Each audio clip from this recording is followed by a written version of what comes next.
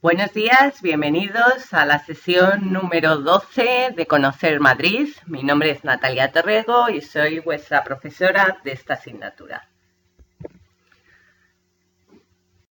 De hoy vamos a analizar el Parque Lineal del Manzanares. Es un parque con una extensa zona verde que abarca los municipios de Madrid, Getafe y Rivas.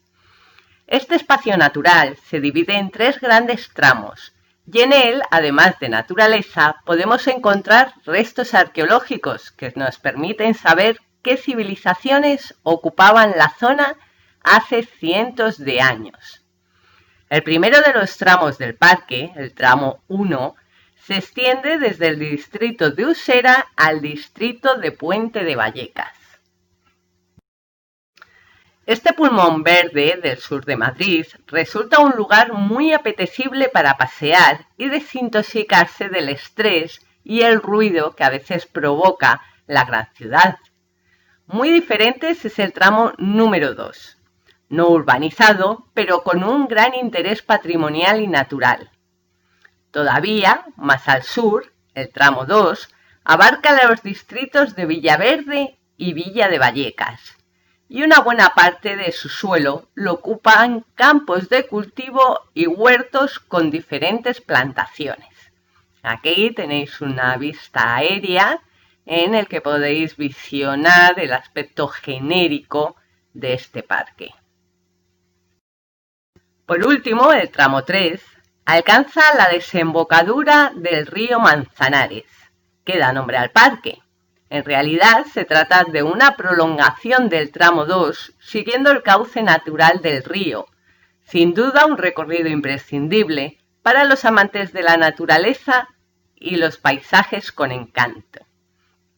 Aquí os he puesto una fotografía de uno de los puentes del parque por su modernismo en la construcción.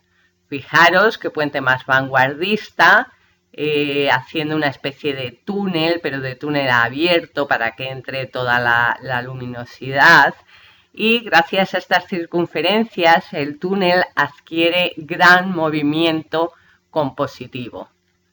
Está realizado en acero y rompe con el color gris, un gris frío, con la calidez de los árboles, el césped y todo esa policromía de colores tierras que tiene el parque. Sin duda, lo más reconocible de él es la escultura con la cabeza de Ariadna, que lo tenéis aquí a mano derecha, la parte de arriba, podéis visionar esta escultura. Es de 13 metros de altura, es una escultura de grandes dimensiones y también se la llama Dama de Manzanares por su ubicación. Fijaros que esta escultura tiene una gran relación con el puente que hemos visto antes. Digamos que el pelo de Ariadna, que es como se llama esta cabeza, hace referencia a este puente circular con esos pelos que le ha diseñado el arquitecto o el escultor, dando muchísimo movimiento a la escultura también con esas circunferencias de acero, al igual que el puente que hemos visto con anterioridad. Se puede decir que la cabeza de Ariadna y el puente tienen una gran similitud compositiva y estética. Esta escultura se sitúa en uno de los 2 miradores del parque, el mirador de la Atalaya. Y por otro lado tenemos que destacar un edificio muy destacable en el parque, que es la Plaza Verde. Se trata de un auditorio que recuerda a un teatro romano con su forma semicircular, y en él se pueden ver espectáculos y representaciones. Os lo recomiendo también si podéis acceder a un espectáculo en el auditorio, porque tiene muy buena visibilidad y muy buena acústica, y la verdad que es una actividad muy recomendable. Son innumerables los paseos que se pueden dar en el parque. En ellos encontramos fuentes, instalaciones de ocio para los más pequeños, bancos, rincones donde detenernos y disfrutar del entorno. Por mencionar dos ejemplos, destacamos el paseo que conduce al Parque Belvedere y el llamado Paseo de los Sentidos, saliendo de la Plaza Verde. Importantes restos arqueológicos que se encuentran ya en el límite del parque, en el llamado Cerro de la Gavia. Allí pueden verse el poblado de la Gavia, ocupada por los carpetanos entre los siglos III a.C. y el siglo III después de Cristo. En otras zonas del parque también pueden verse algunos yacimientos romanos. Es muy recomendable esta ruta de yacimientos y del poblado de la Gavia, de los carpetanos, ya que podemos visionar unos yacimientos muy interesantes. Como veis, es un parque muy completo, desde donde podemos visualizar conjuntos arquitectónicos contemporáneos hasta yacimientos romanos. Aquí os he puesto un ejemplo de unos toboganes para los niños, que no son unos toboganes al uso, ¿verdad?, como solemos ver en los parques de las ciudades, sino que tienen un diseño muy cuidado, muy vanguardista, junto con todos los elementos arquitectónicos y escultóricos que podemos ver en el parque, y muy afín también tanto al puente como a la cabeza. Tiene esa misma estética de movimiento, de formas ondulantes, tan característica de estos conjuntos arquitectónicos y escultóricos del parque. Os recomiendo un paseo porque ya digo que es un parque muy variado y que, además de poder disfrutar de su vegetación, de su naturaleza, también podéis disfrutar de conjuntos escultóricos y arquitectónicos modernistas con mucha estética, y con el magnífico auditorio que lo recomiendo, que si podéis ver ahí alguna actuación. Vamos a ver ahora el Puente de la Culebra. El Puente de la Culebra es una construcción singular de Madrid que llama la atención de los paseantes por su forma serpenteada.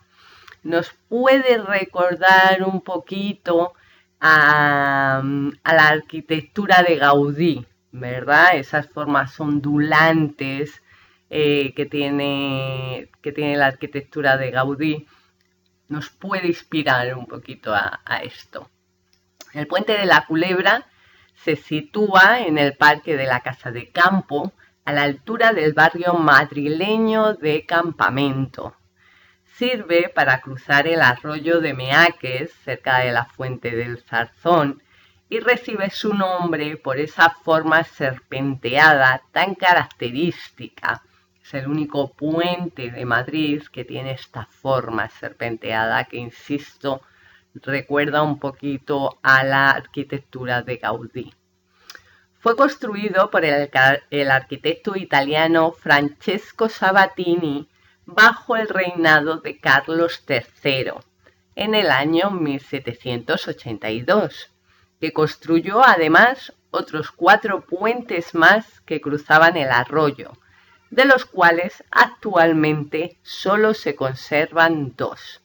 Hay que destacar que este puente de forma serpenteante fue diseñado por Francesco Sabatini durante el reinado de Carlos III, más específicamente en el año 1782. El Puente de la Culebra se sitúa en el Parque de la Casa Campo, a la altura del barrio madrileño de Campamento.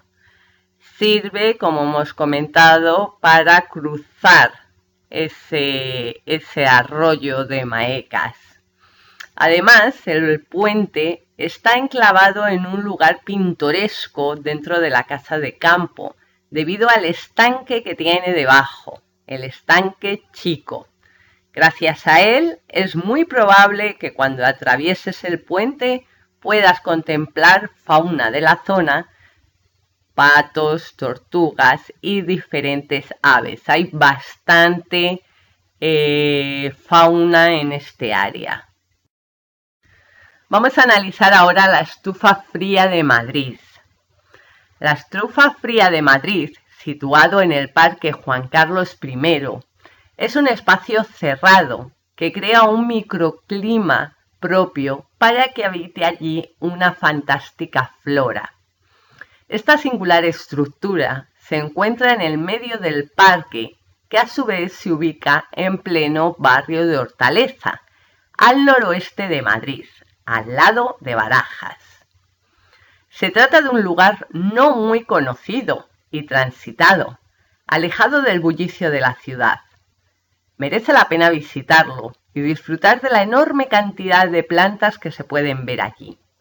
Y es que la estufa fría es todo un espectáculo, pues dispone de una colección de plantas y árboles que abarca todo tipo de especies. Es un lugar muy curioso, que fue creado a semejanza de otro muy parecido que se encuentra en Lisboa. Fue inspirado en un parque similar que hay en Lisboa. Y bueno, pues después del Botánico, creo que es el parque con mayor cantidad de plantas. Es muy recomendable, aparte de por esta cantidad de plantas de botánica que podéis visionar en él. También hay que destacar su arquitectura modernista con muchísimo movimiento, un poquito al igual que hemos estado viendo en los ejemplos anteriores. Nada está dejado al azar en la estufa fría de Madrid. Cuando se construyó en el año 1996, veis que es más o menos moderno, se pensó minuciosamente cuáles serían las condiciones más adecuadas que deberían tener el recinto para favorecer el crecimiento de todas las plantas que allí vivirían. La construcción se hizo con hormigón y aluminio blanco. En total cuenta con una extensión de 4.000 metros cuadrados y una altura de 12 metros, es de grandes dimensiones. Para hacerse una idea de cómo está pensado el espacio, basta decir que está formado por lamas de hormigón colocadas de tal forma que en el momento de más luz producen la sombra perfecta para que las plantas encuentren cobijo en verano y eviten la incidencia directa de los rayos de sol. Es muy recomendable también la estufa fría de Madrid porque tiene un gran esquema lumínico. Gracias a este estudio de la incisión de la luz en su interior, cuando estamos paseando vemos unas composiciones lumínicas magistrales.